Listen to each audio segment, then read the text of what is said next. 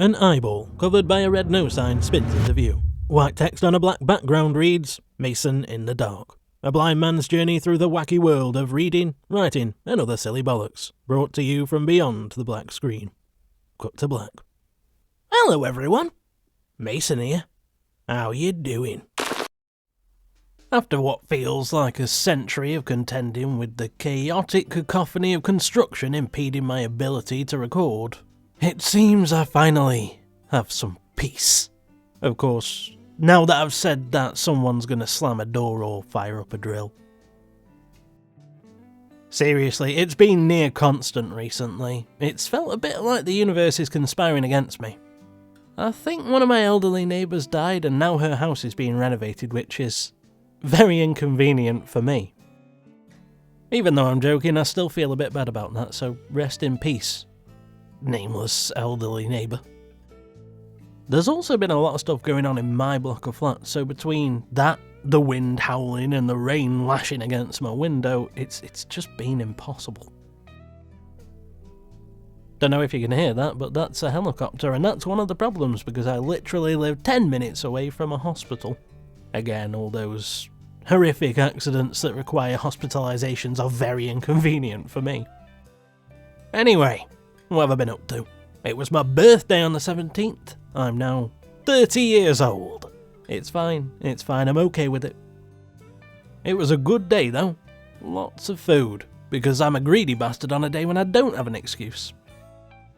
I'd watched a Broadway performance of Sweeney Todd on YouTube earlier this year, but I hadn't watched the film yet, so that's what I did on my birthday. I'm not gonna lie guys, I've been absolutely obsessed with this soundtrack over the last few months. To be honest, at first I was like, yeah, I'm not sure about Johnny Depp for Sweeney, but he's grown on me and I'm starting to think that the movie is my favourite version. From what I've seen, HBC, which is what I'm going to call her because for some reason I just can't seem to wrap my mouth around her name right now, is the most well-rounded Mrs. Lovett. She's not quite as entertaining as Emma Thompson, but she's definitely darker and a lot more threatening. We also started playing South Park, The Fractured Butthole that evening. Yeah, those two things have wildly different tones, don't they? I really like the whole turn-based thing. It gives you the time to just sit there, strategise and plan your next move. It makes me feel like a tactical master, even if I am playing with fart-based combat. Over the last few days I watched Scream 4, 5 and 6, which was a lot of fun. Get this though, there's 2 versions of Scream 6 available on Amazon. One is free, the other is £8. Guess which one has audio description? I'll give Amazon the benefit of the doubt and assume they didn't put the accessibility features behind a paywall on purpose, but even if it's an oversight, it's still pretty shit. Yeah, that's dodgy, mate. Did you pay for it then? Nope, because Scream 5 had audio description, and even though it wasn't terrible audio description, it really wasn't worth £8. I really don't know why I keep saying pounds instead of just saying £8. Scream 4 was alright, fairly forgettable though. In fact, I can't think of one thing about it right now. 5 and 6 were good though. I enjoyed the new characters and the requel rules. Can we just take a second to acknowledge the sinister legacy of Gale Weathers though? It's like, Gale, just stop writing books and movies about these tragic incidents. Why do you keep doing it? Do you want to perpetuate the violence? She's either an absolutely trash human being or a criminal mastermind. Seriously, I'm not going to be at all surprised if it turns out that she's the one who commissioned the original murders and has been doing everything she can to keep the Stab franchise alive ever since. Oh my god. She's not just the metaphorical personification of Hollywood. She's the villain. Oh my god, I am the smartest person in the world. No one has ever thought of this theory before. Approximately 5 minutes later. Holy shit, I was being sarcastic, but I just performed a cursory search to see if anyone's discussing the theory that Gale is the mastermind behind it all, and there isn't. She bribed and influenced all the murderers anonymously so they wouldn't be aware of her identity and try to kill her, because that's a brilliant cover story. I did it. I caught Ghostface!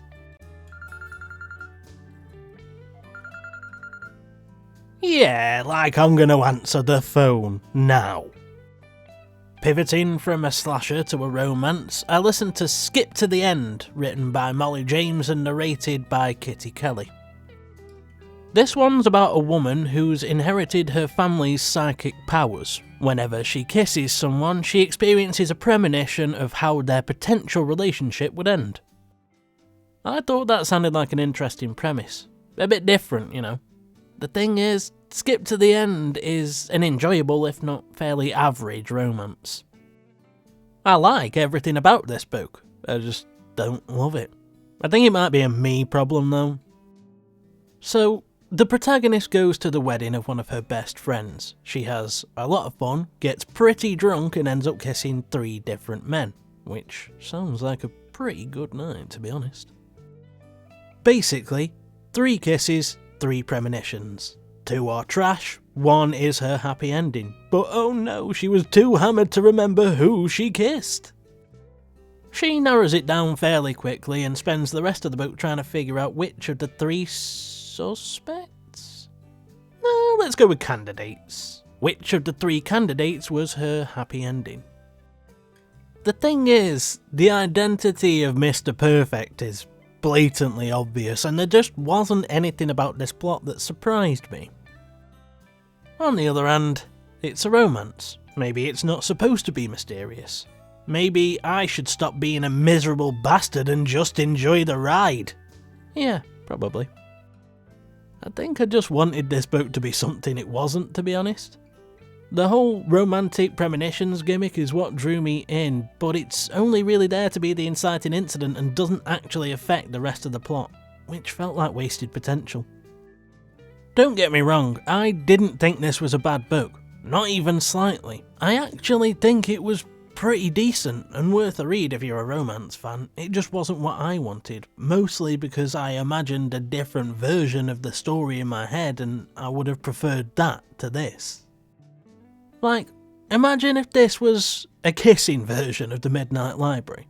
We follow the protagonist as she goes on a bunch of dates, searching for true love. Every time she locks lips with someone we get a premonition that lasts about a chapter or so and shows us what her life with that person would have been like leading up to the end of their relationship. I can't be the only one who thinks that sounds cool. I feel like there's a lot of potential there. Who knows, maybe one day I'll write it. Oh, actually, speaking of romance, I watched Titanic for the first time ever recently. I don't know why I'd never bothered before, to be honest. I think I was just being a bit of a poser about it. Oh, I don't want to watch Titanic. That will make me a conformist. I just always assumed I wouldn't enjoy it, but that was ridiculous, wasn't it? Because I like romance, I find the Titanic interesting, and so, of course, I enjoyed it. I feel bad, though. Now that I know the actual context of the I'll Never Let Go scene, I think Rose has been done dirty as a character. Why do people take it so literally? They met because Rose was thinking of killing herself. They're both on the precipice of death. The promise is quite clearly about not letting go of life, not his corpse. I tell you what, I'm confused. It's a few days after I recorded that last bit and the temperatures have plummeted over the last couple of days. It's been like -2. We had a smattering of snow yesterday and Tiggs made me laugh because when we asked him if he wanted to go outside he just stared out of the door like, no, I don't think so. Today feels like the coldest day and yet it's 6 degrees, hence the confusion. Right, so we've done horror, romance, let's move on to comedy. Here's how I ended up watching Modern Family. Sometimes I can listen to music whilst writing and others I can't, but when I do it tends to be to set the mood. For some reason, my wireless headphones force the media volume and my talkback to be equal, which means if I try to listen to music through my headphones whilst writing, it overpowers my talkback and I can't hear what I'm doing. I just use my Xbox to listen to music out loud through the TV and keep one earphone in so I can actually hear what my talkback's saying. I ended up on this compilation of music from The Sons of Anarchy, which made me want to watch the show, so we finally caved and signed up to Disney+. But before we could get to The Sons of Anarchy, we saw Modern Family. That was a few months ago. We burned through all 11 seasons of that show and we've yet to watch Sons of Anarchy. Damn it! They got me again. That's alright though, because I really like Modern Family. That show's ability to create hilarious and yet somehow fairly logical misunderstandings is just awesome. It's funny though, because it has audio description on Disney+, but that final season isn't on Disney+, and that didn't. Honestly though, the audio description in most comedies is bare bones at best anyway. Even though season 11 didn't have it, I really don't feel like I missed anything. That's the beauty of a simple comedy though. I don't miss anything because most of the humour is dialogue based. Lee doesn't get that much more out of it than I do, which means we can enjoy it together. What you've got to remember is, Lee's my eyes, so when we're watching something that doesn't have audio description, especially when it's something super dramatic like The Walking Dead, she's constantly got to communicate what's happening. I don't know why she puts up with me. At least when we're watching a comedy she can just chill. I forgot to mention it earlier, but it's pretty funny watching a slasher like Scream with audio description because it spoils the jump scares. Obviously, the build up to a jump scare is all slow and quiet and mysterious and dreadful.